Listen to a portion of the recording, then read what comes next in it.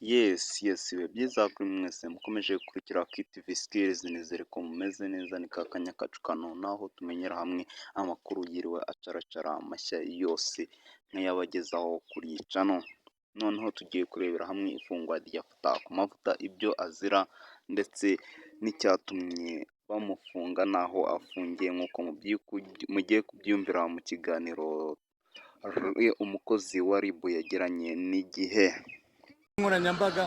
Itabwa muri yombi rya Fatakumavuta ni inkuru yansanze hano i Rubavu mu kanya ku mugoroba. Umugabo witwa Fatakumavuta ngira ngo urabizi, yatowe muri yombi. Byagenze bite? Tubwire wa mugani. Yitwa Sengabo Jean Bosco, uzi kuri iryo zina rya Fatakumavuta, umuntu ukunda gukoresha imbuga nkoranyambaga. Yafashwe arakurikiranwaho ibyaha bitandukanye, harimo icyaha cyo kubuza amahwemo hifashishijwe imbuga nkoranyambaga, hariho icyaha cyo gukoresha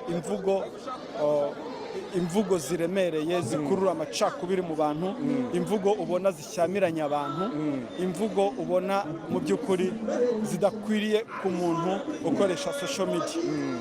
Rero akaba akurikirana, akaba afungiwe kuri sitasiyo ya Kacyiru. Ubu dosiye ikaba igiye gukorwa, ikazashyikirizwa ubushinjacyaha.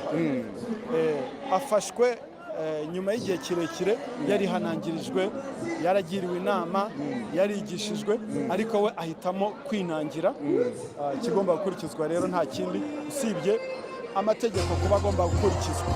Ikindi turasaba abantu bose bakoresha imbuga nkoranyambaga, ari mu myidagaduro, ari muri siporo, muri segiteri zose, nta muntu n'umwe wemerewe gukoresha imbuga nkoranyambaga akora ibyaha. Kugira urubuga wihariyeho ntabwo biguha uburenganzira cyangwa ubudahangarwa bwo kuba utakurikiranwa mu mategeko, kuko ntabwo RIB izihanganira ibi byaha byose.